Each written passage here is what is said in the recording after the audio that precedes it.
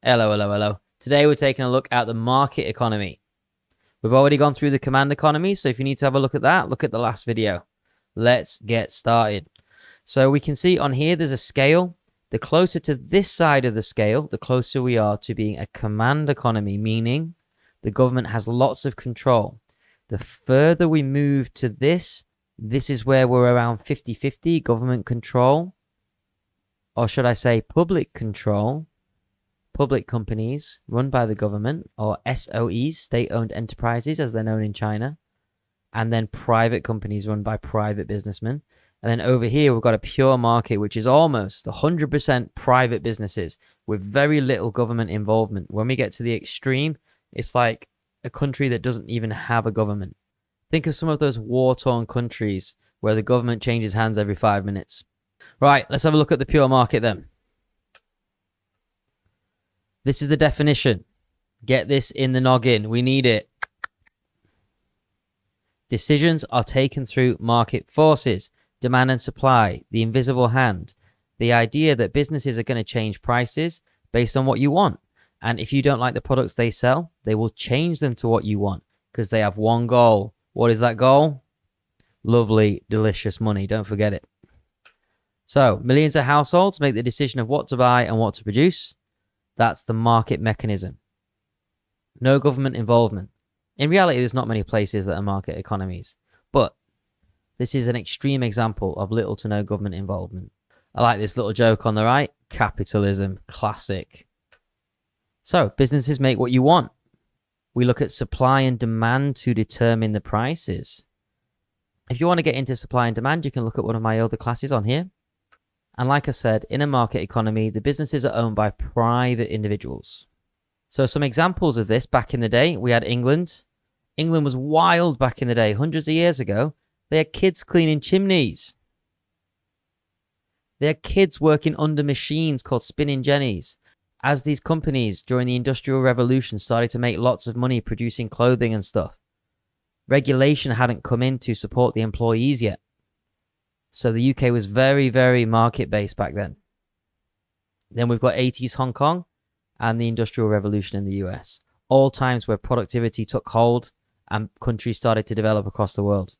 So we're going to watch a quick video on Hong Kong, okay? And here are some questions I want you to float around in your head. What's happening in Hong Kong? What are the positives of this system purported to be the market system? And what problems are being faced by the people that you can see under this system? It's quite an old video, but an enjoyable one. In 1980, when Friedman wanted to show a truly free economy, he took the viewer to the other side of the world. If you want to see how the free market really works, this is the place to come. Hong Kong, a place with hardly any natural resources. About the only one you can name is a great harbor. Yet the absence of natural resources hasn't prevented rapid economic development. When Milton Friedman rode on this ferry in 1980, Hong Kong was not a part of China, but was leased to Britain as a colony. And it had just made an incredible journey, one that demonstrated to the world that even the poorest countries can develop.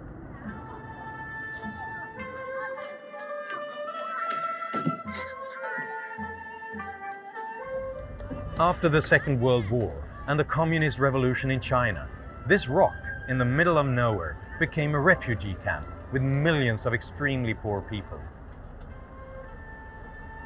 To Milton Friedman, the scientist, this was a perfect natural experiment to test his theory about free markets.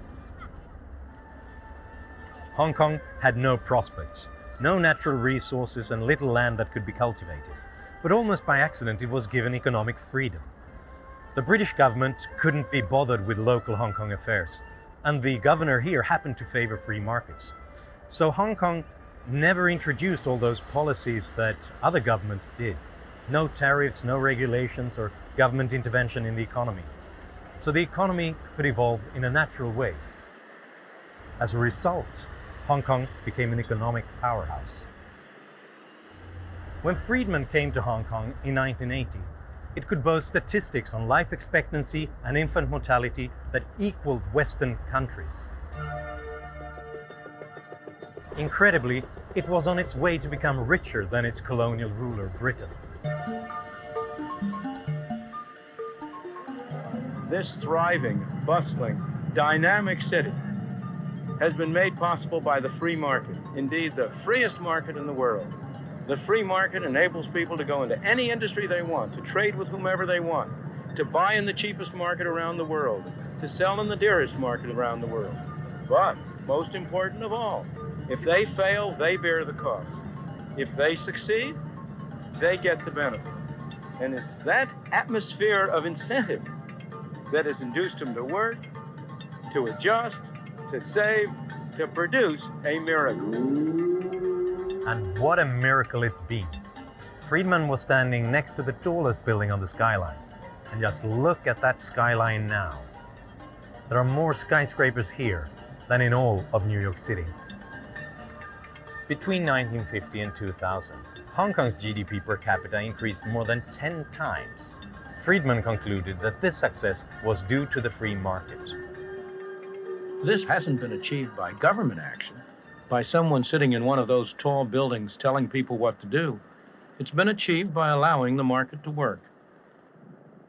The complete absence of tariffs or any other restrictions on trade is one of the main reasons why Hong Kong has been able to provide such a rapidly rising standard of life for its people. Okay, so that was quite an interesting video, wasn't it?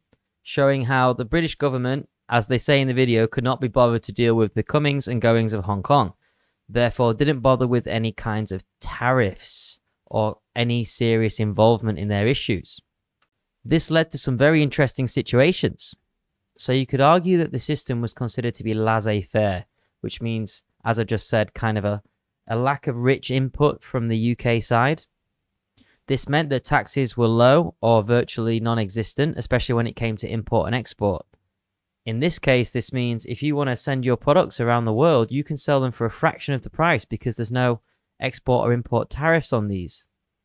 Which means as a country, you can be more competitive than other countries. Other countries that might have export or import tariffs, I mean.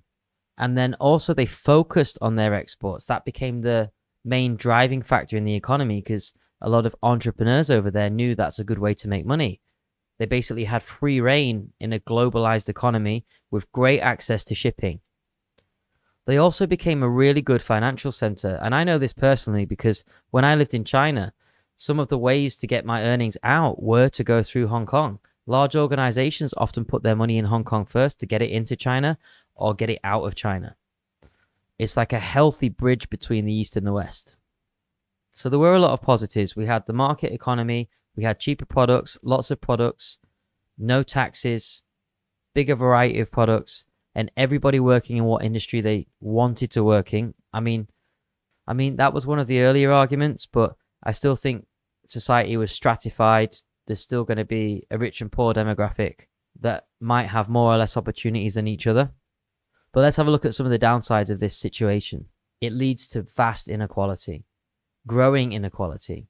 The idea that businessmen can become rich because they can determine the wages. I'm not sure at that point in time how much involvement the government had when it came to labor wages.